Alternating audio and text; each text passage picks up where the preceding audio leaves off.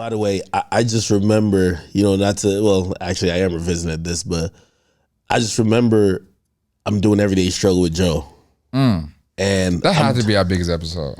What? The one that you came on? Yeah, when we had No, I'm going to be honest with you. They always say, like, with a new show, you always need something to break it. That moment broke it. Oh, okay. Definitely broke it. Yeah. It was just like, I remember that day, that week, that month, everybody was just like, oh shit, this is the essence of the show. Yeah, you know what I mean? Wow. But like, I think it was so interesting where rap was at that time. Yeah. Because it just felt like it was a bunch of, I think the younger people were saying a bunch of old heads just not understanding the youth. And I don't know if that's the same case now. That's why I felt like that show existed at the right time too. Yeah. You feel me? Because it was about, the culture is moving on, whether y'all want to accept it or not. Y'all can find like a medium where you could appreciate some and ignore the others, but you can't fight it. Which they did. You get me? Yeah. And you took the whole thing that eventually what people realized later that happened even with the Migos really happened because like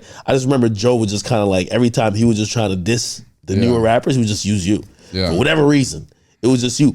And I could imagine it because I knew you were watching the show at that time. Oh, sure was. That's my fucking favorite show. And every fucking day, imagine like you're just getting slammed. It's kind of like how KD feels about these sports I swear niggas. to God, I was just going to say that. That's exactly what I was going to say. Yeah, that's what it felt like, a fucking being a star basketball player, just watching the show that you watch as soon as you wake up. And it's like they're talking about you every fucking day.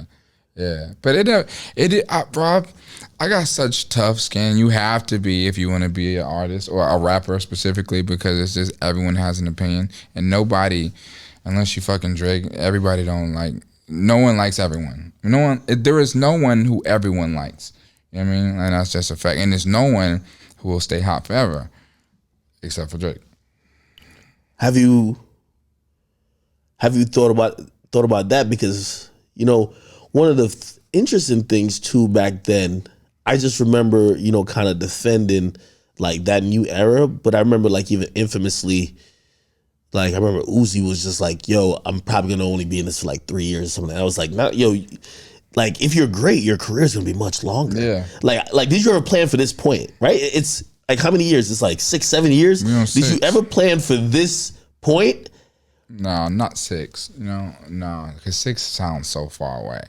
Like 6 years sounds like forever, like I didn't think with 6 years. I guess at 18, 6 years sound like forever. Yeah, it does. It does. Like fucking 25, that just sound crazy. You know what I'm saying? Like I never thought that.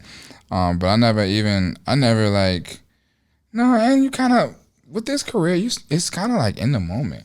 Like I'm not thinking 6 years from now. I do now. Like now I'm thinking like financially and everything else about the future, but when you freshen some shit, it's like, this is a new life. Everything is new. I'm here. You know what I'm saying? Like, you're not thinking about 5 years from now. Like, shit, we'll get there when we get there. Yo, did you, in hindsight, and delivery all fucked up, wrong, this and third, did you see any type of importance, or did you think it was any type of constructive criticism? And remember when Joe was saying, "Yo, with the contract, you the 360 blah blah." It was 100%. Like, did I see? Was it? No, because it's all about how you deliver things. So it's like you can be saying the right thing anytime, but if you screaming it and trying to do it like that, no, it's 2 seconds to. Nigga, man, you done had so many private conversations to where he be like, yo, what's your number? And we talk about it after, what I'm saying? But it's like, so no, I didn't take nothing from it. It's not like I left there and was like, oh my God, let me do all my research and my homework on.